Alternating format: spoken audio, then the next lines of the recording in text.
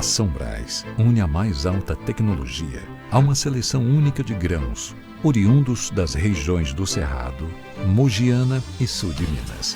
Viva uma experiência sem igual com os cafés especiais da São Brás, começando no contato da água com o pó, numa combinação perfeita de tempo e temperatura, capaz de extrair aromas e sabores irresistíveis. São Brás, 70 anos. A experiência é tudo.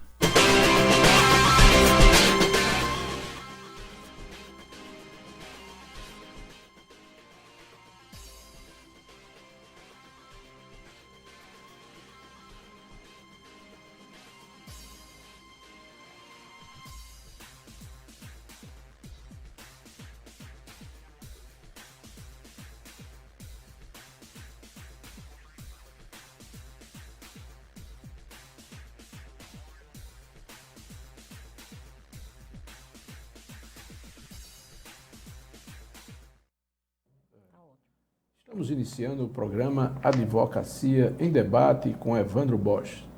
Este programa vai seguir até o mês de novembro, quando haverá as eleições da OAB. Nosso programa pretende ser um programa plural, aberto, democrático. Vamos ouvir os advogados e advogadas. Vamos ouvir aqui conselheiros estaduais, federais, personalidades da advocacia. O nosso primeiro programa foi com o tesoureiro da OAB, Alex Gugel. E hoje estamos aqui com a advogada, conselheira da OAB do Estado do Rio Grande do Norte, da subseção do Rio Grande do Norte, Elisângela Fernandes da Silva. Olha a foto de Elisângela Fernandes da Silva. Elisângela é conselheira da OAB desde 2013, nos triênios 2013 e 2015, 2016, 2018 e 2019 a 2021. É membro da Comissão de Direito e Saúde da OAB no triênio 2010-2012 e passou por essa mesma comissão em 2013 a 2015, 2016 a 2018.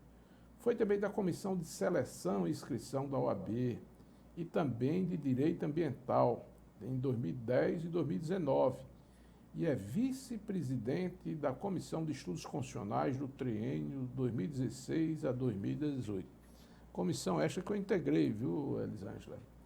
Em primeiro lugar, eu quero agradecer a você ter aberto a sua agenda e vir aqui nesta terça-feira, feriado nacional da Independência, para nós estarmos aqui e apresentarmos esse programa para os nossos telespectadores e ouvintes do Potiguar Notícia e voltado também especialmente para o segmento da advocacia. Muito obrigado pela sua cortesia, Elisângela Fernandes da Silva. Eu que agradeço, Evandro, a oportunidade de estar aqui, de conversar com vocês, explicar um pouquinho sobre a OAB. Boa tarde para todas as pessoas que estão assistindo. É um prazer. Vamos pedir à produção que coloque o juramento do advogado para você fazer um comentário, Elisângela. Prometo exercer a advocacia com dignidade e independência, observar a ética, os deveres e prerrogativas profissionais e defender a Constituição, a ordem jurídica do Estado democrático, os direitos humanos, a justiça social, a boa aplicação das leis, a rápida administração da justiça e o aperfeiçoamento da cultura e das instituições jurídicas. A advogada Elisângela Fernandes da Silva, conselheira estadual da OAB do Rio Grande do Norte, o que é que você diz sobre esse juramento do advogado? Eu digo, Evandro, e ressalto que esse juramento nunca deve ser esquecido. Na realidade, o advogado, quando presta esse juramento, ele assume um compromisso social, um compromisso público, de tudo isso aí que o juramento traz, desde a advocacia independente, da defesa da democracia, dos direitos humanos, da justiça social, da manutenção da ordem, boa aplicação das leis. Então, isso é uma premissa que deve nos acompanhar durante todo o tempo em que na advocacia estivermos atuando. Muito bem, Elisângela. Olha, vamos pedir à produção também para colocar a imagem da nossa Constituição da República e a Constituição do Estado, que foi revisada, né, recentemente ali, ó, as duas Constituições, inclusive teve o aporte técnico, né, de Sérgio Freire, que foi presidente da OAB, junto à Assembleia Legislativa, que promoveu a revisão. Elas são fundamentais, né, para o Estado Democrático de Direito e principalmente estamos no dia da independência, no dia 7 de setembro, e aí, os grupos políticos estão aí articulados, né? O que é que você diz a importância dessas duas constituições, uma do Rio Grande do Norte e outra da União, para a advocacia brasileira? Então, essas premissas que estão lá no juramento também estão nesses compromissos aí, que você acabou de apresentar, das duas constituições. Por isso que é importante a gente compreender, inclusive, o que representa esse 7 de setembro, o que representam essas manifestações que têm acontecido no nosso país. Lembrando sempre que toda crítica à democracia é uma crítica bem-vinda, desde que ela seja construtiva, né? Ela não tenha a intenção de provocar violências, de aumentar a discriminação, do discurso do ódio. Então, a gente tem que entender que esse processo democrático, tão pontuado dentro dessas duas constituições, elas têm que ser nossas bandeiras mesmo, não só da advocacia, como também da própria sociedade. Muito bem. Vamos também pedir à produção para mostrar as imagens da Ordem dos Advogados do Brasil, porque em seguida eu tenho uma questão para lhe fazer. Certo. Aliás, vou até já adiantar. No seu perfil, você tem lá a equiparação, a paridade entre os gêneros, homens e mulheres, nos conselhos da OAB. Como você se coloca diante disso? Então, Evandro, é importantíssimo. Paridade significa representatividade. E eu não posso falar em paridade só de gênero. Eu tenho que falar de paridade de uma maneira geral.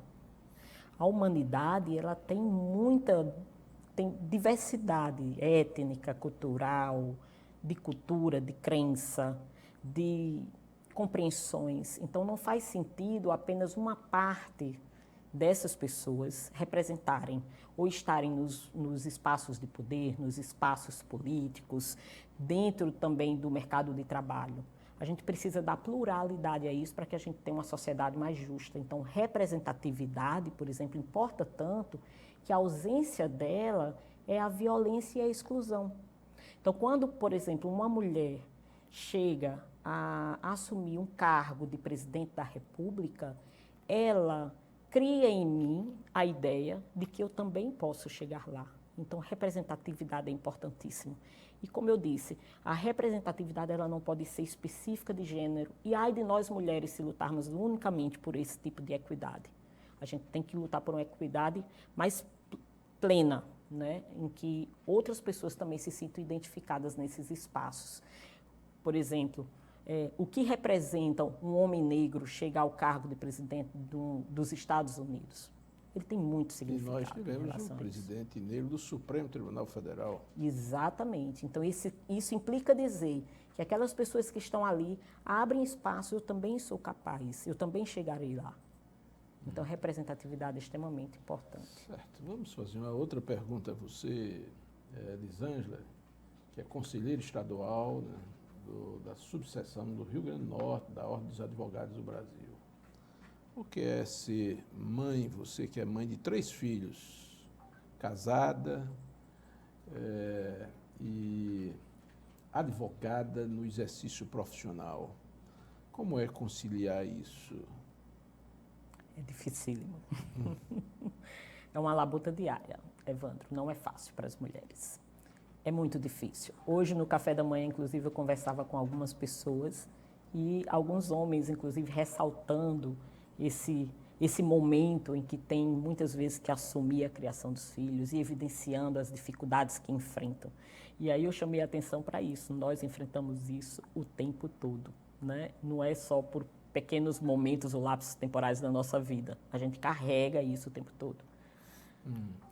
Elisângela, a vida do advogado, ela não é fácil, né? Ela vai desde atendimentos permanentes, preparação de peças, mas tem o contato com o Poder Judiciário, né? As audiências, que tem as partes adversas, os juízes, né? O advogado sempre está sendo provado nas contendas, né? Nas lides. Então, eu gostaria de perguntar a você, e até pela sua condição de conselheira da OAB, que exige também, de certa forma, uma militância, e você é membro de algumas comissões, e essas comissões se articulam dentro da sociedade. Você já se sentiu alguma vez discriminada no Poder Judiciário pela sua condição de mulher? Evandro, é tão interessante isso. A mulher ela é discriminada o tempo todo pela condição de mulher, pela simples condição de mulher. Então, é tão interessante que quando eu me formei, uma das premissas que eu tinha mais básica é de que eu não poderia me acovardar diante de uma injustiça. Como disse Sobral Pinto, né? A advocacia não é a profissão de covardes. E eu tinha isso diariamente, inclusive no curso de Direito. Eu imaginava, quando eu estiver diante de uma injustiça, eu me posicionarei perante essa injustiça. E dentro da instituição você percebe que há uma necessidade ainda maior de que você se colocar dessa forma. Quando você olha hoje, por exemplo, para dentro do Conselho da OAB, ele está mais representado por homens do que por mulheres. E assim está em todo o ambiente jurídico, nos tribunais, né? Então, quando você tem uma limitação em razão de ser mulher, por exemplo, de administrar o cuidado com os filhos e, ao mesmo tempo, participar de uma audiência, a própria maternidade, a própria licença à maternidade, tudo isso precisa ser revisto.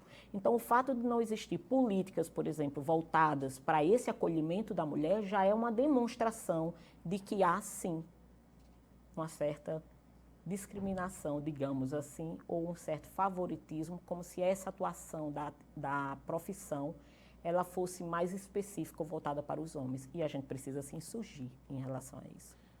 Certo. Elisângela, conselheira estadual, né, da seção do Rio Grande do Norte. A evolução da mulher brasileira no século XX, no século passado, foi enorme.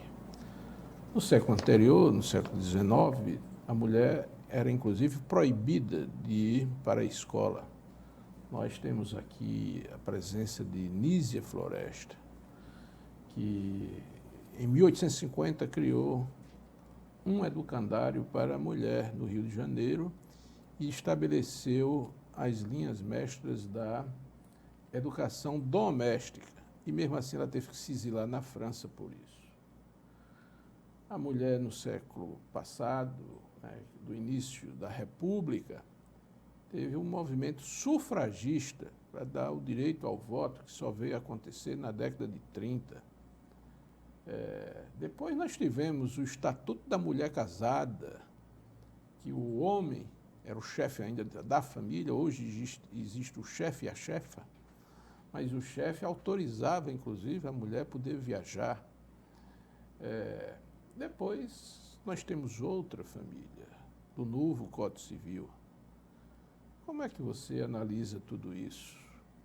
E também a questão cultural. Mas vamos primeiro falar um pouco da evolução. Sim. Depois chegamos na parte cultural. Evandro, essas evoluções elas foram extremamente necessárias para que eu, por exemplo, Elisângela Fernandes, ocupasse hoje um cargo de conselheira seccional. Então, todas essas lutas são extremamente importantes. E nós temos e vivenciamos, enquanto mulher, essas lutas dentro da nossa própria casa. Nossas mães são exemplos de mulheres batalhadoras.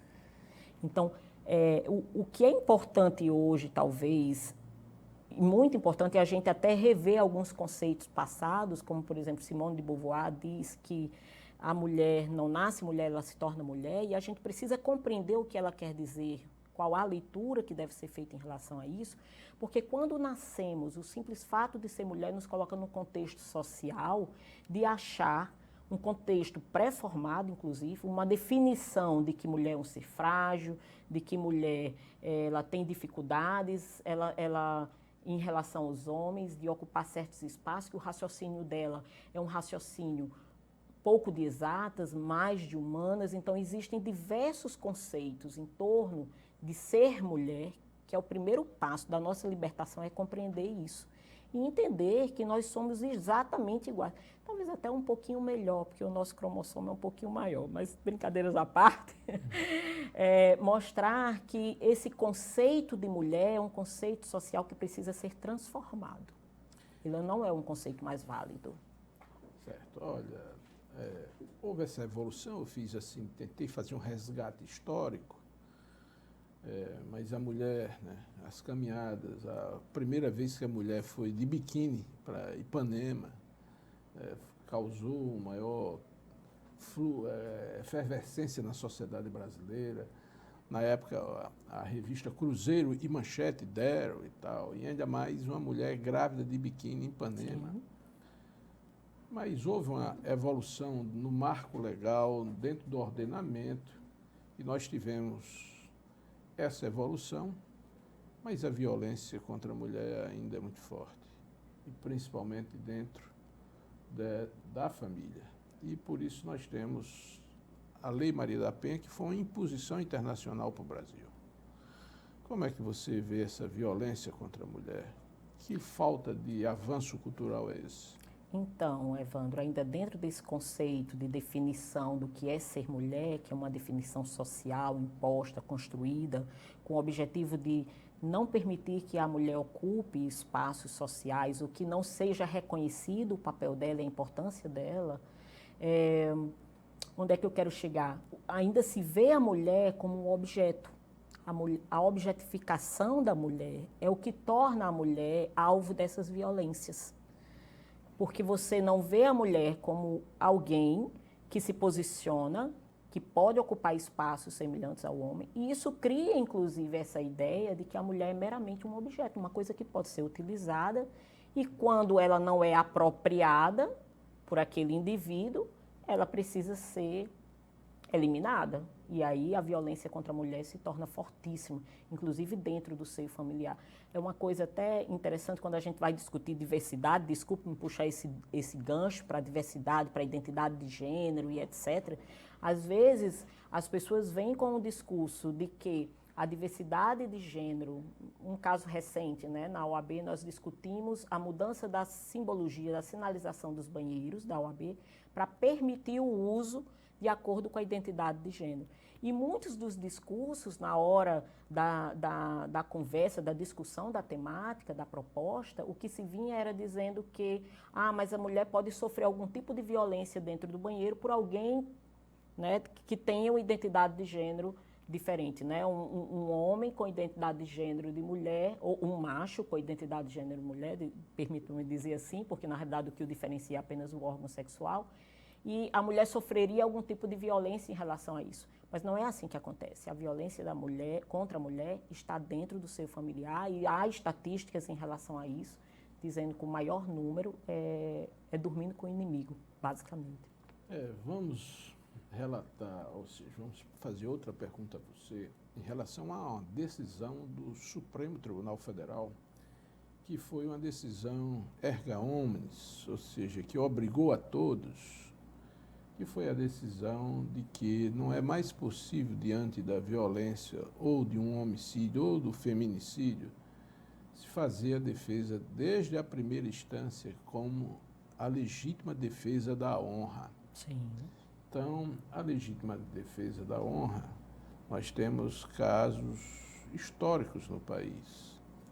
E agora o Supremo Tribunal Federal, que volta e meia está sendo muito atacado, decidiu que a legítima defesa da honra, que coloca a mulher de vítima a acusada, não pode se ter mais sequer em primeira instância. O que é que você acha desse julgado do Supremo Tribunal Federal? Evandro, primeiro eu quero dizer o que é que eu acho sobre isso chegar até o Supremo Tribunal Federal. Isso é uma aberração nos dias de hoje. Você precisar discutir o quanto essa lei ela não pode vigorar nesse país, no mundo, né? Então foi acertado o Supremo, claro. Isso não era nem para ser questionado. É verdadeiramente uma aberração jurídica. Teve que um precisava caso de ser Doc Street extirpado. contra Ângela Diniz. Mas há Rio de quantos Janeiro. anos, né? A gente já ultrapassou isso. E foi Evandro Lins e Silva que fez a defesa, inverteu a posição da mulher de vítima para Exato. acusada. Então, é de qualquer forma um avanço. Não, sem dúvida nenhuma. Todo avanço, por menor que seja, Evandro, nessa luta dos direitos das mulheres, ele é importantíssimo, porque nós avançamos assim mesmo, vagarosamente, né? São avanços pequenos, mas avanços sociais importantes. Esse é um avanço grande, porque uma matéria como essa, como eu digo, ela sequer era para ser discutida ainda. Então, veja como a gente, embora tenha conquistado espaços, como a gente, vez ou outra, sempre que a mulher, sempre que a democracia está sendo ameaçada, a primeira coisa que se tenta retirar são os direitos das mulheres. Então, a gente não pode, de maneira alguma, cruzar os braços e relaxar em relação a isso. Elisângela, você também é conselheira estadual da OAB, mas você também é formada em enfermagem pela UFRN. Sim. E você representou e representa a ordem no Conselho Estadual de Saúde. E o que é que você me diz em relação a essa sua representação? O que é que o Conselho contribuiu para tentar mitigar, diminuir, né, o avanço do coronavírus? Evandro, hoje eu não represento a OAB no Conselho Estadual de Saúde. Eu já tive essa representação, né? Já estive também na Comissão de Direito à Saúde, tanto como membro como presidente, mas desde a última gestão eu não estou assumindo esses espaços. Mas eu compreendo que o Conselho Estadual de Saúde teve uma função importantíssima, necessária. Os comitês também, em especial o comitê técnico que assessora a governadora, também teve um posicionamento extremamente necessário, importante, na defesa da ciência, né? Porque para controlar essa pandemia não há agora, no auge do que a gente já conheceu sobre ela, embora a gente não saiba sobre tudo, né? Há muita dinamicidade em como a pandemia avança, como as variantes surgem, mas uma das medidas mais importantes que nós poderíamos realizar, o governo do estado tentou, né, que seria o distanciamento físico, evitar aglomerações, o uso de máscaras e agora uma campanha em massa para que todas as pessoas se vacinem com o esquema completo, né? Se a vacinação for de 2 doses, é importantíssimo, porque no momento é a única forma que a gente tem de prevenir o contágio da doença. Vamos agora fazer uma pergunta. Qual é a sua avaliação da atual direção da OAB? Foi possível crescer? Foi possível? O que é passível de ser criticado? Como é que você vê a atual direção da ordem? Evandro, eu acho que cada gestão ela enfrenta diversidades, né? Cada gestão ela é única. Os problemas, por exemplo, enfrentados por essa gestão, eles são bem exclusivos. Nós nunca vivenciamos, enquanto de 100 anos para cá, uma pandemia dessa magnitude, né? Então, eu imagino que quem está ali dentro da OAB tem um compromisso muito sério com o seu papel de prestar um serviço público de qualidade. E as pessoas, provavelmente, em especial a diretoria, eu vi empenhado em resolver certas situações e merecedora também de inúmeras críticas, né? Inclusive, enquanto conselheira, eu acho que o conselho também merece críticas. E toda crítica, como eu disse lá atrás, ela é muito bem-vinda, desde que ela seja uma crítica com o intuito de aprimorar, de permitir que o processo ele cresça, que a gente cresça enquanto sociedade, que a gente cresça, que a gente impeça violência, que violências aconteçam ou continuem acontecendo, que a gente defenda o Estado democrático de direito, e isso é importantíssimo. Então, eu acho que a gestão, assim como as outras gestões, ela merece aplausos, talvez, por algumas atitudes e muitas críticas também por outras atitudes ou pela ausência delas, né? Eu acho que quem se reveste dessa ideia de estar ali representando a advocacia também tem que estar preparado para isso, sabe? Olha, Elisângela, eu tentei ser o mais neutra possível, né? Elisângela, eu quero dizer que este programa está sendo possível por causa do melhor café do país, que é o Café São Brás, e ele está ali na nossa tela. Inclusive é o café que eu tomo. Pois bem, então. Mas gostaria de dizer isso, de frisar, e ao mesmo tempo agora eu vou lhe fazer uma pergunta sobre as prerrogativas dos advogados e advogadas da advocacia. Da advocacia. Então, eu gostaria que você colocasse, porque volta e meia nós temos episódios no Estado, mas em todo o país, que contraria, que entra, digamos assim, em conflito com o exercício do desiderato da advocacia. Como é que você, como membro do Conselho da Ordem, vê as prerrogativas? Em primeiro lugar, que é importante esclarecer, porque magistrados, Ministério Público e algumas autoridades ainda confundem. Prerrogativas não são privilégios. Prerrogativas são direitos. Imagine, Evandro, que a advocacia, usando uma terminologia neutra para me referir aos advogados e advogadas, é a única linha existente entre a pessoa comum, estando ela violadora ou não de direitos, e o poder coercitivo do Estado. Então, como é que o advogado atuaria em pé de igualdade se não houver um equilíbrio em relação a esses poderes? Então, é importante frisar que não há hierarquia, né, entre advogados, magistrados e Ministério Público, muito pelo contrário, ambos são essenciais para que se faça justiça, que se aplique as leis neste país.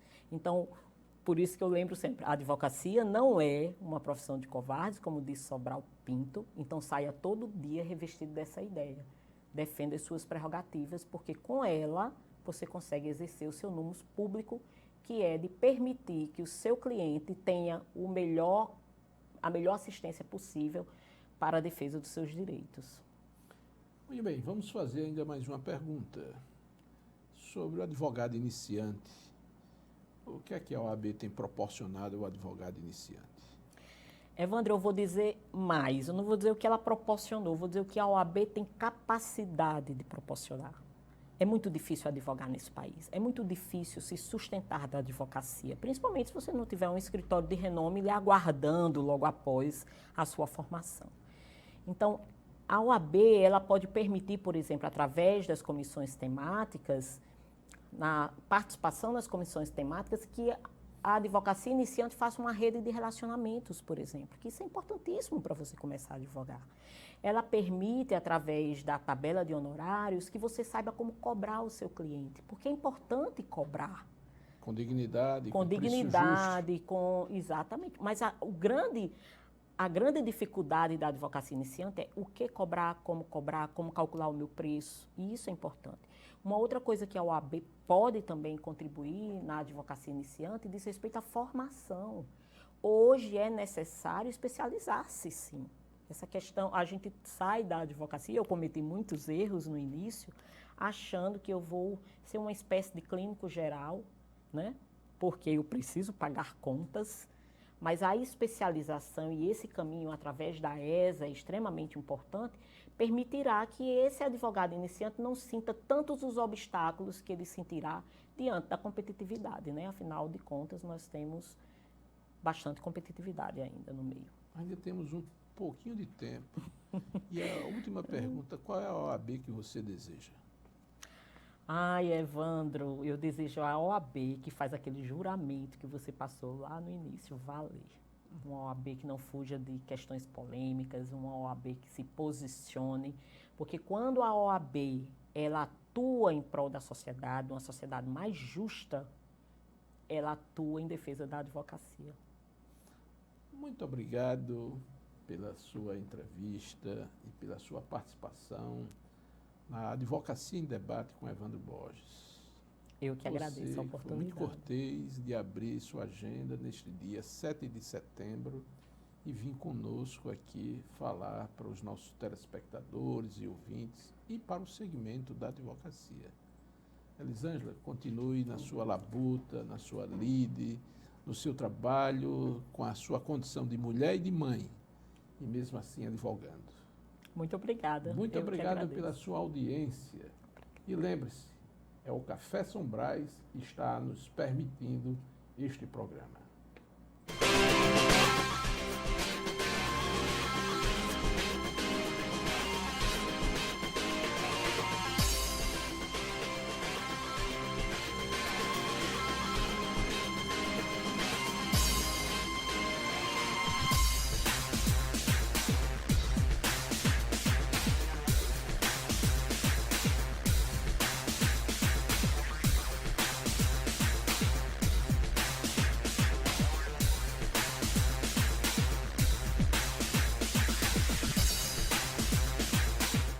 São Brás une a mais alta tecnologia a uma seleção única de grãos, oriundos das regiões do Cerrado, Mogiana e sul de Minas.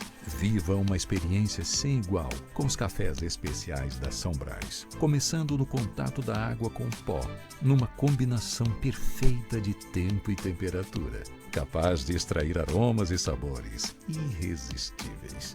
São Brás, 70 anos. A experiência é tudo.